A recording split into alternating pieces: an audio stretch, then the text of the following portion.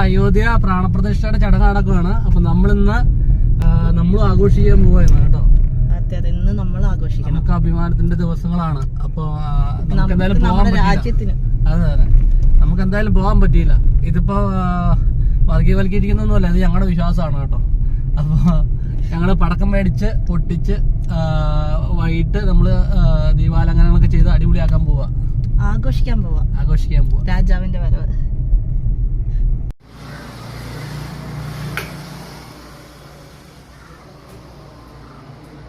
വിഗ്രഹത്തിലേക്ക് ബാലകരാമ വിഗ്രഹത്തിലേക്ക് പ്രാണപ്രവേശനം 12:29 മുതൽ 12 മണി.